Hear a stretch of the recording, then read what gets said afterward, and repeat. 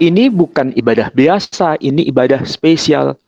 Makanya tidak sama dengan ibadah sholat, tidak sama dengan ibadah haji, tidak sama dengan ibadah umrah, tidak sama dengan ibadah lain-lain. Ibadah ini hanya Allah yang tahu rahasianya. Itulah sebabnya kutiba alaikumus syiyam, diwajibkan atas kalian untuk syiyam.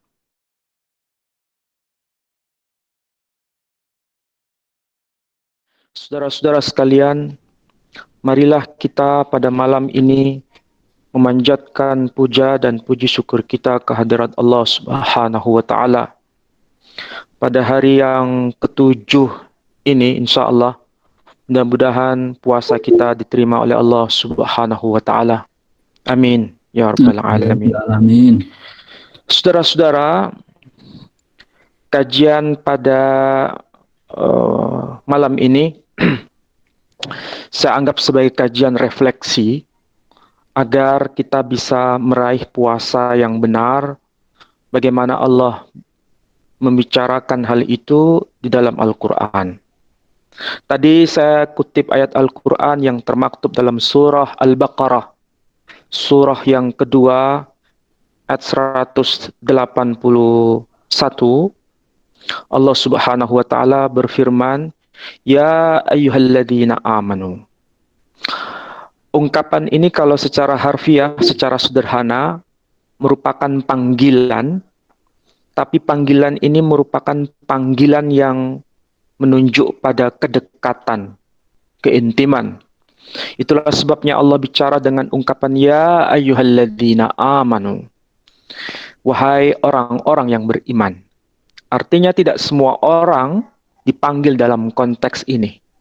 Hanya mereka yang di dalam hatinya punya keyakinan yang mantap dan dia dianggap sebagai orang-orang yang beriman akan meraih seruan ini.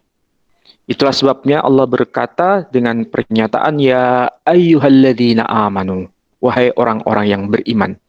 Ini ukurannya ukuran yang menunjuk pada keintiman antara hamba dengan Khaliknya. Khaliknya menganggil dengan ungkapan seperti ini.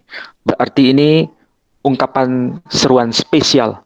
Mudah-mudahan kita masuk kategori hamba-hamba Allah yang spesial sebagaimana yang Allah seru dengan ungkapan ya ayyuhalladzina amanu. Kenapa Allah menggunakan ungkapan panggilan spesial?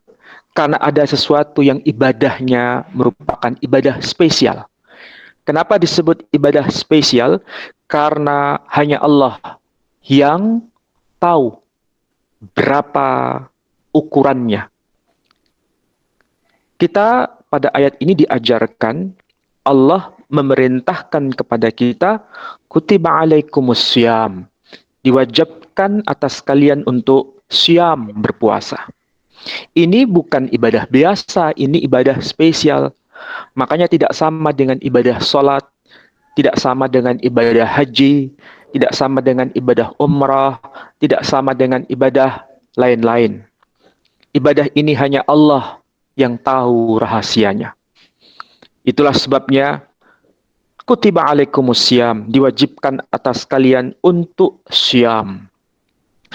Saudara-saudara, kalau bicara mengenai ibadah spesial yang disebut syiyam dan pahala hanya Allah yang tahu mengenai ini. Kita tidak diberitahu berapa derajat jumlah pahalanya. Sebagaimana kalau kita paham mengenai sholat berjamaah, itu pahalanya 27 derajat. Tapi kalau syiyam, tidak dijelaskan. Begitu rahasianya ibadah ini. Hanya Allah sendiri yang mengetahuinya. Dan tentu saja kita akan menikmati ibadah yang spesial ini. Saudara-saudara, setelah bicara mengenai ibadah syiyam, kemudian Allah melanjutkan dengan pernyataan kama kutiba 'alal ladzina min qablikum, sebagaimana telah diwajibkan atas orang-orang sebelum kalian. Jadi ibadah spesial ini juga telah diberikan kepada umat-umat terdahulu. Supaya apa? La'allakum tattaqun, supaya kalian semua bertakwa. Jadi ayat ini mengandung dua informasi. Pertama, berkaitan dengan ibadah spesial itu sendiri, dan ibadah spesial itu sifatnya universal sebetulnya. Karena bukan hanya untuk umat Nabi yang terakhir, yakni umat Nabi Muhammad SAW, tetapi juga untuk umat sebelum kita. Artinya, dalam risalah kenabian, mulai sejak Adam sampai Nabi yang terakhir, ibadah spesial ini senantiasa diajarkan oleh seluruh nabi-nabi. Itulah sebabnya pada risalah yang terakhir yang diemban oleh Rasul Muhammad SAW, kemudian diajarkan bahwa ibadah ini telah ditetapkan juga bagi ummah sebelum kita. Itu kesimpulan.